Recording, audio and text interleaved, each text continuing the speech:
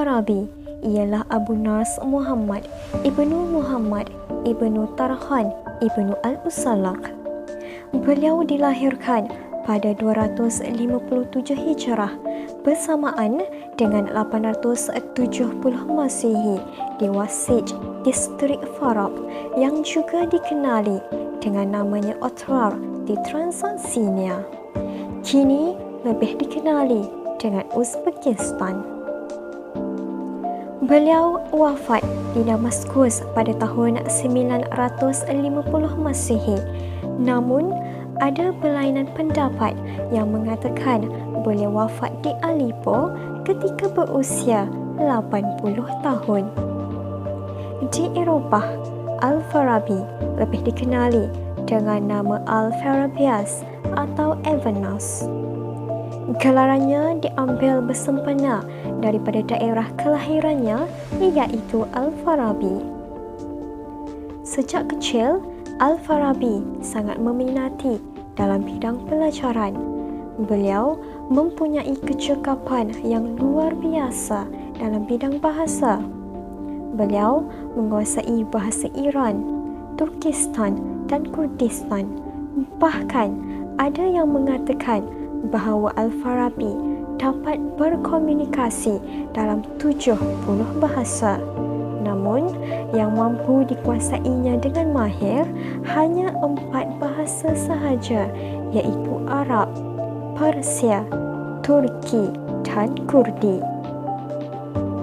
Al-Farabi menerima pendidikan awal sama seperti kanak-kanak lain, iaitu pendidikan tradisional, penekanan kepada pemahaman Al-Quran yang dijalankan sama ada di bawah pengajaran tutor persendirian di rumah-rumah mereka ataupun di sesi formal di masjid-masjid.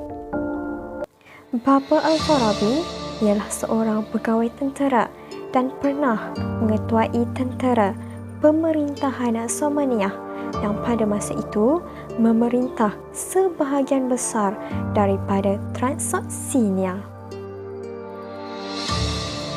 Al-Farabi ialah seorang tokoh dalam sejarah awal perkembangan falsafah Islam, di mana ia dikenali sebagai Farabism.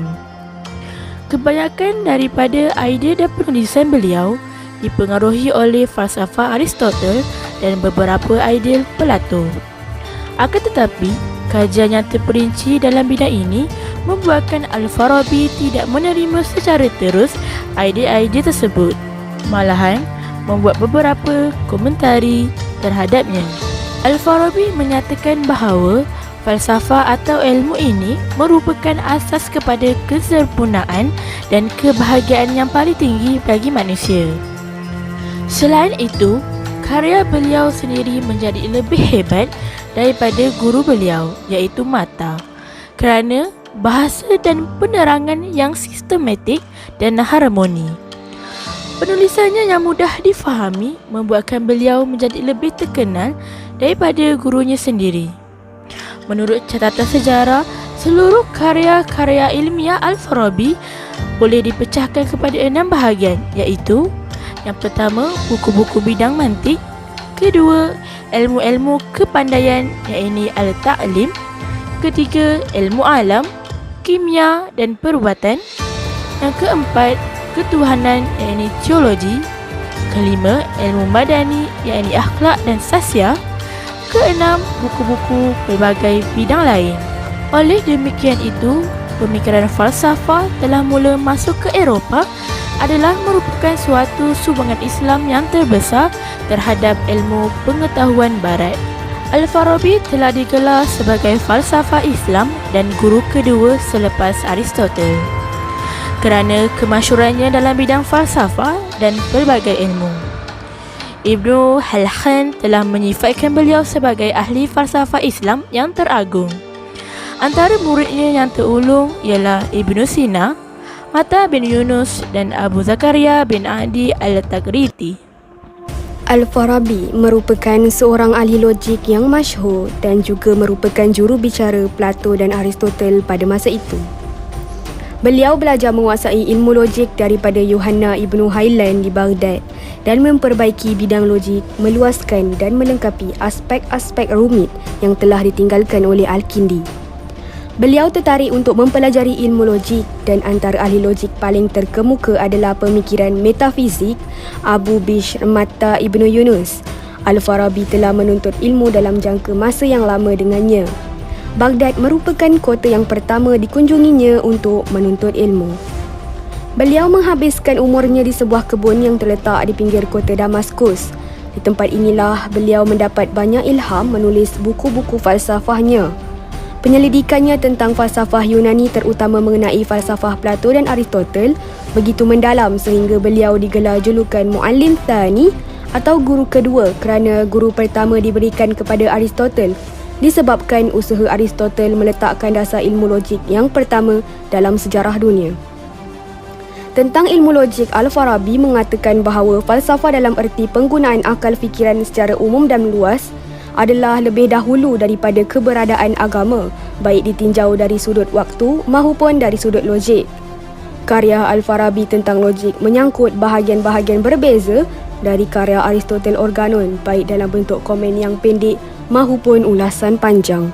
Dalam menetapkan pergolongan jenis ilmu, Al-Farabi menampilkan gambaran pemikirannya yang lengkap sehingga dapat dilihat dengan mudah setiap persamaan antara pelbagai jenis ilmu yang pada mulanya dijangka tidak ada persamaan sama sekali. Menurut Al-Farabi, terdapat 3 jenis keutamaan iaitu keutamaan pandangan, keutamaan berfikir dan keutamaan akhlak. Dalam Tashilus Sa'adah ada mengatakan bahawa masalah kemanusiaan yang jika dihayati oleh bangsa-bangsa atau oleh penduduk suatu negeri dapat mendatangkan kebahagiaan duniawi dalam kehidupan pertama dan kebahagiaan yang jauh lebih tinggi dalam kehidupan akhirat. Yang dimaksudkan dengan pandangan utama ialah pelbagai jenis ilmu menuju kepada pengetahuan tentang semua yang ada dalam alam wujud dan ini terbahagi kepada 2 bahagian iaitu ilmu fitriyah badihiyah yang ini pengetahuan yang dicapai melalui intuisi dan ilmu lainnya yang dapat dicapai dengan jalan pengamatan, penelitian, pengajaran dan pembelajaran.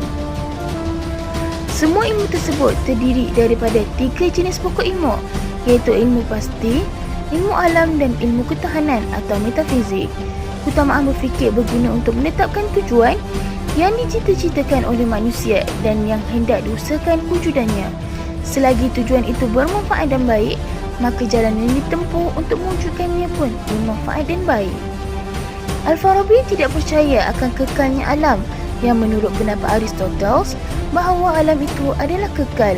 Menurut Al-Farabi, alam ini mempunyai pangkal dan hujung. Al-Farabi juga percaya akan adanya hidup setelah mati yang akan menjadi hari pengadilan bagi manusia yang berakhir mendapat ganjaran baik atau buruk menurut perbuatan mereka pada masa hidup di atas bumi. Ini jelas menunjukkan bahawa pendapat Al-Farabi ini adalah bawaan dari Al-Quran dan hadis. Maka bagi Al-Farabi, logik bukanlah satu jalan untuk mencapai makrifat, tetapi ia adalah alat pencapai makrifat. Logik bukanlah jalan untuk mendapatkan hakikat, tetapi ia sendirilah pendapat dari hakikat itu. Al-Farabi merupakan ahli metafizik Islam yang pertama dan terkemuka. Namun, beliau lebih dikenali di kalangan kaum muslimin sebagai penulis karya-karya falsafah politik. Selain itu, beliau juga ahli muzik terbesar dalam sejarah Islam dan komponis beberapa irama muzik yang masih dapat didengarkan dalam perbendaharaan lagu sufi muzik India. Al-Farabi telah mengarang ilmu muzik dalam 5 bahagian. Bukunya yang merupakan sumbangan terhadap sosiologi adalah Risalah fi Ara Ahlu Al-Madinah Al-Fadilah yang kemudiannya diedit dan diterjemahkan oleh diterisi sebagai Filosofia de Araber dan Der Mustarstad von Al-Farabi. Jika ditinjau dari ilmu pengetahuan, karya-karya Al-Farabi dapat ditinjau menjadi 6 bahagian iaitu logik, ilmu matematik, ilmu alam, teologi, ilmu politik dan kenegaraan.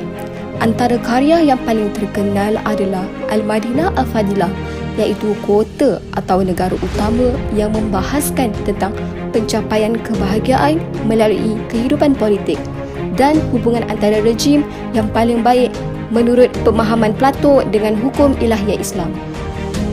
Falsafah politik Al-Farabi mengkhususkan gagasannya mengenai penguasa kota utama yang mencerminkan rasionalisasi ajaran imamah dalam Syiah.